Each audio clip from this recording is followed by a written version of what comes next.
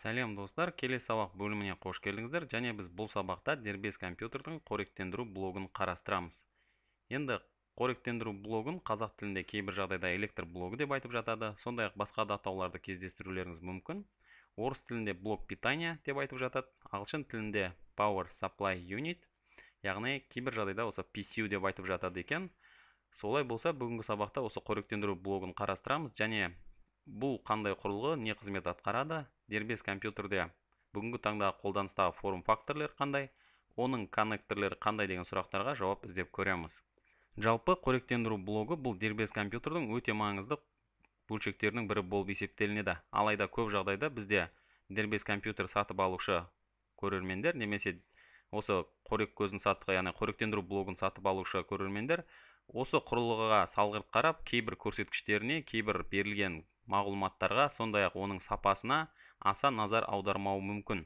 Алайда қоректендіру блогын таңдау барысында бұл құрылғыға көп көңіл бөлген дұрыс. Себебі біздің дербес компьютердегі барлық құраушы бөлшектер, біз қарастырған мысалы процессор, жүйелік тақша, қатқыл диск, жедел жады, жалпы біздің дербес компьютерлерге барлық құрылғылар осы қоректендіру блогынан тоқ алып жұмыс жасауға мүмкіндігі болады.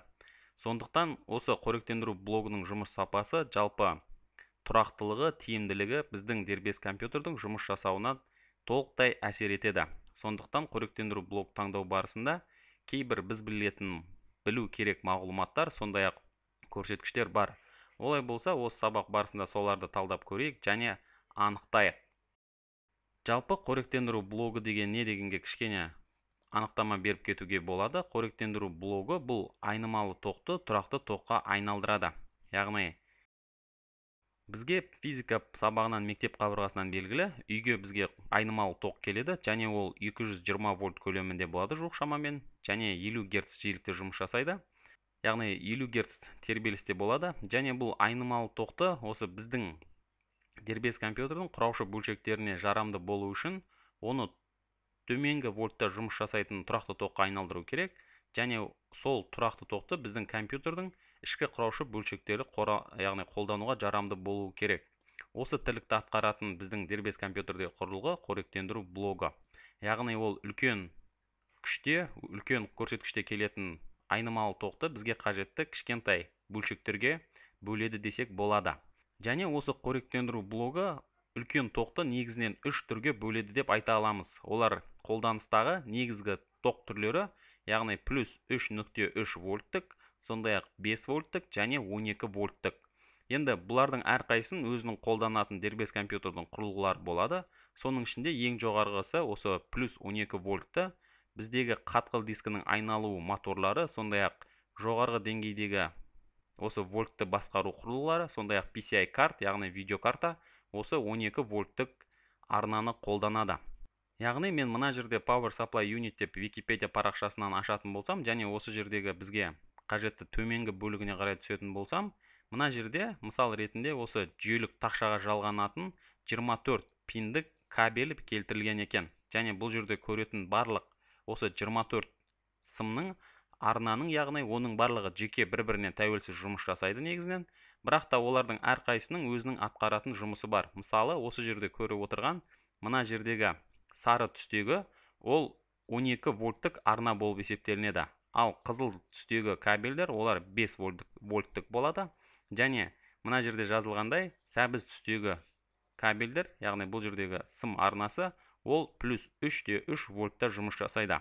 Енді көріп отырсаңыздар, біздегі осы компьютерде, яғни дербес компьютерде жүйелік тақшаға жалғанатын осы ең басты кабель, ол 24, яғни пиннен тұрады, және оның әрқайсысы мына жерде бізге белгісіз, мысалы, минус 12 вольт, сондай-ақ Power Good, жалпы тағы да бірнеше мынау жерге тұйықтандыру кабельдері бар екенін байқайсыздар. Алайда осы жерде біздің дербес компьютер қолдайтын, яғни қолданатын басты тоқ арналары осы атап өткендей 3 негізгі арнасы болып саналады. Олар жаңағы плюс 3.3 вольт, 5 вольт және 12 вольт. Енді бұл жерде минус 12 вольт, сондай-ақ минус 5 вольт, минус 3.3 вольт деген кездесуі мүмкін, алайда оларды шынын айтқанда қарастырудың да қажеті жоқ. Енді жерге тұйықтандыру ол түсінікті деген ойдамын.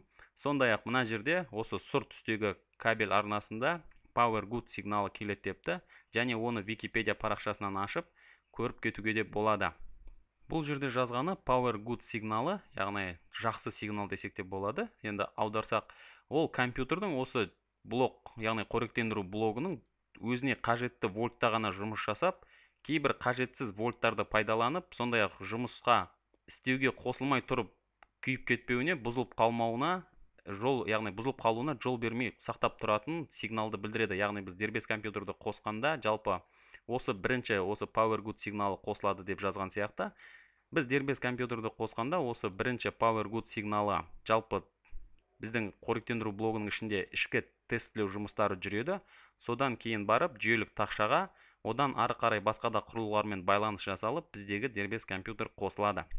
Енді осы қоректендіру блогының бүгінгі таңдағы қандай форм факторлары бар деген сұраққа келетін болсақ, тағы да осы Википедия парақшасынан мына жерде жоғары қарай көтерілсек болады, және осы жерде форм факторлары жазылған. Қоректендіру блогының форм факторлары ол IBM компаниясы ең алғашқы шығарған осы компания болып есептелінеді. Жалпы дербес компьютерді және басқа да құрылғыларын, және алғашқы форм факторлары XT ATIF стандартында болған. Алайда оларды қазіргі таңда қарастырудың мүлдем қажеті жоқ. Бүгінгі таңда қолданыстағы және ең көп тараған форм фактор түрі ол ATIX стандарты болып саналады, және одан кейінгі нұсқасы ATIX 12V стандарты болып есептелінеді. Соның ішінде ATIX стандарты бұл 1995 жылдан бастап Intel компаниясының басқаруымен дамыған стандарт болып есептелінеді. Яғни біз алдында қарастырған жүйелік тақша, сондай-ақ осы қоректендіру блогы бір-бірімен өте тығыз байланыста жұмыс жасайды, және ATIX стандарты бүгінгі таңдағы дербес компьютерлерде ең кең тараған түрі болып есептелінеді. Сондай-ақ осы ATIX стандартының белгілеген яғни нормалары, жалпы заңнамасы қандай деген сұраққа келетін болсақ, онда мына жердегі берілген мағлұматтарды оқысақ, осы біз қарастырған 3 негізгі тоқ арнасы қолданысқа енгізілгені, сондай-ақ бұл жердегі осы коннекторлардың қандай болатыны анықталған. Енді осы ATIX стандартынан кейін 2000 жылдың 2005 жылдан бастап мысалы дамып келген стандарты және бүгінгі таңдағы ең кең қолданыстағы стандарты ATIX 12V стандарты болып есептелінеді. Және бұл стандарт не анықтайды деген сұраққа келетін болсақ, онда мына жерде мен дайындаған слайдқа келіп көрсек болады. Бұл жерде ATIX 12V екінші нұсқасы мысал ретінде алынған екен, және бұл жерде көретініміз, бұл стандартта негізінен 24 пиндік басты коннектор болады, яғни жүйелік тақшаға жалғанатын. Сондай-ақ 4+4 пин коннекторы ол біздегі процессорды қоректендіруге арналған кабель, және SATA тоқ көзі кабельдерінің коннекторларының болуы осы ATIX 12V екінші нұсқасында заңнама етіп белгіленген, және оны да Википедия парақшасына сілтеме жасап көруге болады. Яғни көріп отырғандарыңыздай ATIX 12V 2.0 нұсқасы осы 2003 февраль, яғни ақпан айында белгіленген дейді, және бұл жерде көретініміз осы стандарттарды жазған. Яғни ол стандарттарда мысалы осы 12 вольттық арналары көбейтілді дейді, және де 3/3 5 вольттық арналар көбінше яғни төмендетілді, яғни төмендеді дейді. Себебі белгілі, осы бүгінгі таңда дербес компьютерлердің құрылғылары ол тоқ көзін көп талап етеді, және де мысалы видеокарталар, процессорлар жоғарғы деңгейдегі тоқ көзінде жұмыс жасап, жоғары жұмыс деңгейінде жұмыс жасайды. Сондай-ақ мына жерде жазғаны, осы 6 пиндік auxiliary коннектор ол жойылды дейді, және де бізде 24 пиндік коннектор пайда болды. Сондай-ақ SATA кабельдері пайда болды, яғни тоқ кабельдері. Осының барлығы осы екінші стандартта белгіленді, және де екінші нұсқасынан кейінгі көріп отырғандарыңыздай 2.01, 2.1, 2.2, сосын 2.3 тағы бірнеше нұсқасының шыққанын көресіздер. Алайда бұл жердегі өзгерістер тым үлкен емес. Жалпы бүгінгі таңда қолданылатын қорек көзі мысал ретінде мынандай деп алсақ болады, және оның коннекторларын тағы да осы Amazon сайтында мысал ретінде алып қарастыруға болады. Бұл жерде көретініміз, мысалы мен Amazon сайтынан ашатын болсам, мысал ретінде алынған мына бір қоректендіру блогының суретін ашып көруге болады. Бұл жерде көретініміз 750 ваттық қоректендіру блогы екен, және де бұны шығарған компания Senti компаниясы сияқты. Енді бұл жерде көретініміз сондай-ақ осы 80+, және де модульдік, яғни модуляр деп айтылынады, модульный қоректендіру блогы. Бұл не мағына береді? Жалпы 80 плюс деген не мағына береді, оның барлығын сабақтың кейінгі бөліктерінде қарастырамыз.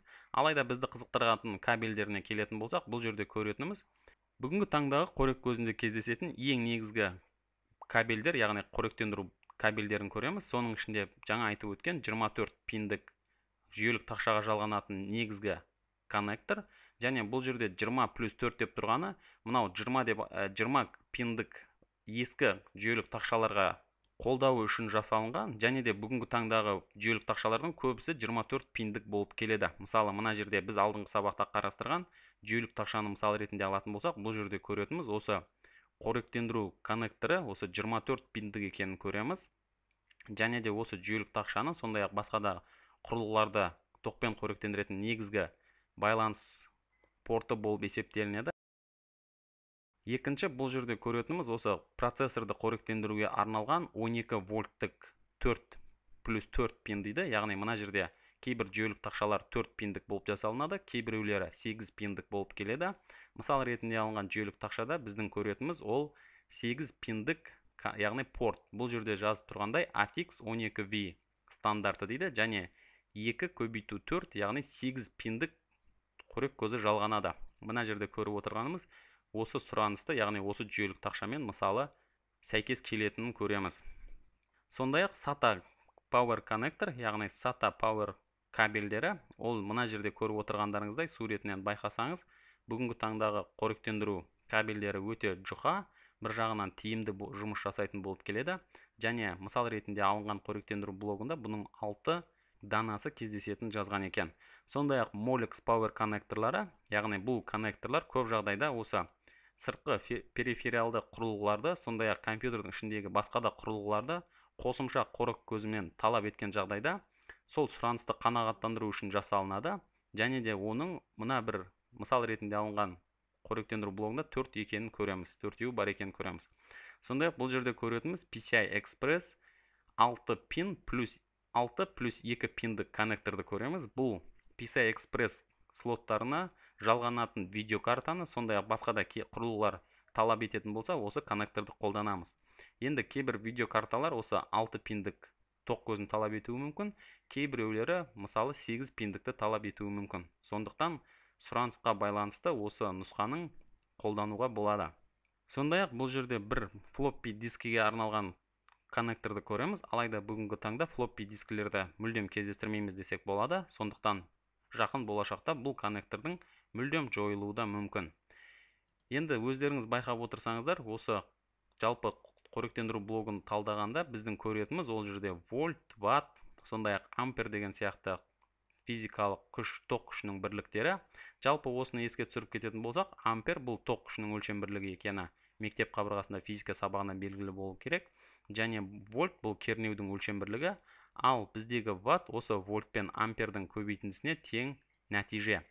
Енді бүгінгі таңдағы осы қоректендіру блоктарында мысалы ваттпен қанша көлшерде жұмыс өнімділігі ваттпен беріледі. Мысал ретінде алынған қоректендіру блогы мысалы 750 ватт екенін көреміз. Алайда оның ішіндегі осы кішкентай сымдары 12 вольттық арнада жұмыс жасайды, және олардың максималды тоқ күші мысалы ампермен өлшеніп, және де сол маңызды рөл ойнайды. Мысалы 12 вольттық бір арнада 24-32 амперлік тоқ күші жүруі мүмкін. Олай болса, жалпы қоректендіру блогын таңдау барысында осындай нәтижелерге де назар аударған дұрыс. Енді тағы да қосымша мағлұматтарды біз сабақтың келесі бөлімінде талдаймыз, сондықтан келесі бөлімінде кездескенше.